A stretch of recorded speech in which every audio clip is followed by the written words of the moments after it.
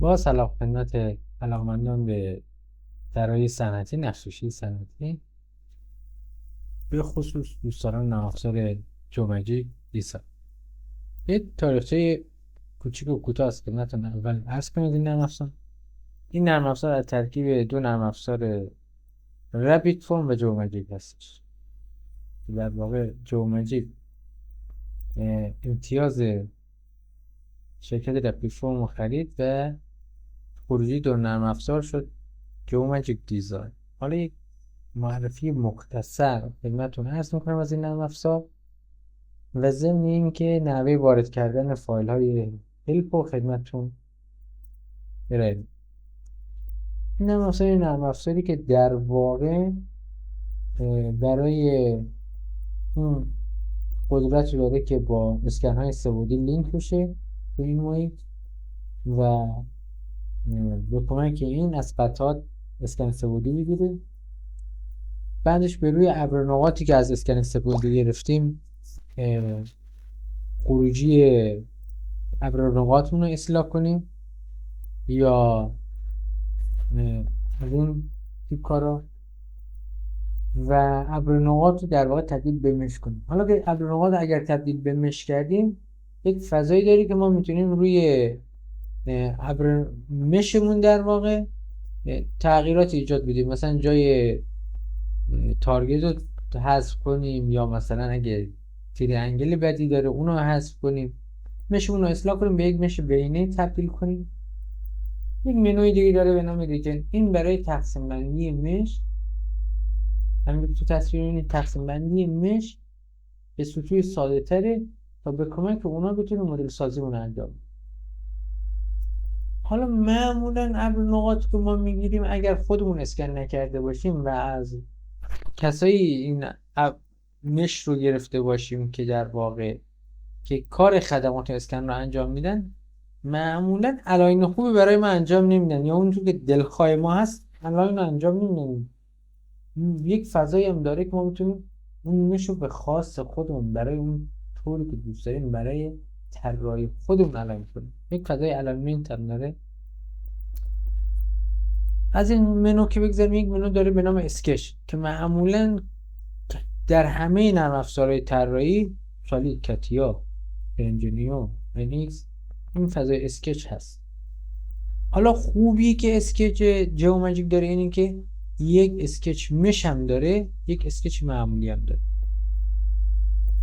یک فضای دیگه داره 3D اسکچ، اینم همینطوره، یک اسکچ مش داره، یک اسکچ معمولی 3D اسکچ معمولی در واقع. مدلینگ مثل همه نرم افزارهای دیگه اکسترود داره، ریوالو داره، سویپ داره و یک فضای به حساب اتو سرفیس داره. یک فضای اتو سرفیس داره برای قطعات پیچیده که ما نمیتونیم به راحتی از دستورهای معمولی این کار رو انجام بدیم. با اتو سرفیس میایم یک سطح سازی خوب انجام بدیم یا سطح سازیمون رو ببینیم. حالا از این تعریف‌های کلی که بگذاریم، یک ویژگی بسیار خاص این نرم افزار امکان لینک شدن با نرم افزارهای طراحی دیگه است. سالید ورک، انجینیو، انیمیتور، NX، اتوکد، سالید ایج و حتی اتوکد V5 و V4 نسبت به اون به حساب ورژنی که ما نصب داریم امکان سیو داره. البته اینا یک نکاتی رو باید رعایت کرد که تمام نمودار درختی رو بهمون کامل بدیم، ولی وجه امکان سویچ کردن بین این دو نرم افزار هست. حالا به عنوان مثال ما میخوایم یک فایلی رو وارد جیومجیک دیزاین کنیم. یک گزینه داره به نام ایمپورت که شورتکاتش در واقع در دسترسه. میایم اینجا تو فایلمون اون فایلی که دوست داریم و در واقع ایمپورت میکنیم. بسیار مثلا حالا یه فایل باحال تر برای شما پیدا کنم برای دوستان سخت نمیگیریم. همین یک ایمپورت حالا که ما اینو وارد کردیم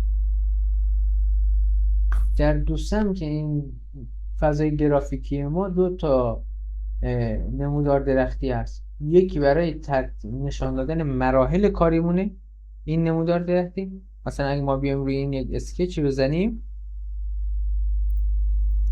وارد اسکچ میشیم و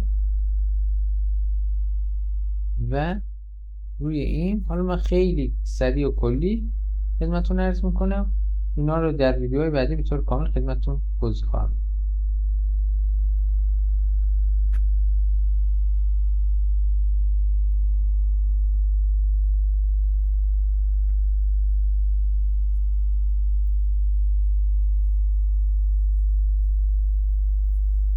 کات میکنیم فضای اضافی شو. من خیلی دارم کلی، فقط برای که شما ما مراحل کاراشون رو خدمتتون عرض میکنم. وارد سربرگ مدل میشیم، ریوال یک مراحل کاری رو بهمون توی این نمودار نشون میده، توی نمودار فیچر در واقع. و در نمودار دیفالت این فضا رو برامون فراهم کردیم که اگر ما میخوایم چیزی رو نمایش یا عدم نمایش داشته باشیم در این فضا هستش. این بادی رو مثلا دیزاین میکنیم، شوش میکنیم، یا کلی فیچرهایی که داریم و از نمایش خارج میکنیم، کلی حجمایی که ساختیم از نمایش خارج میکنیم. در سمت راست یک منوی داره به نام پروپرتیز که توضیحات کلی کاره، رنگ بندی و جنس و باقی مسائل. دیسپلی داریم و آنالیز. اینجا مثلا اگر اسکچ باز باشه یا مثلا نسبت آنالیز میگیره برامون بین بادی و مثلا میشه، یا آنالیزهای مختلف برامون میگیره. حالا اینا رو به طور کاملا جامع در آینده خدمتتون توضیح خواهم داد.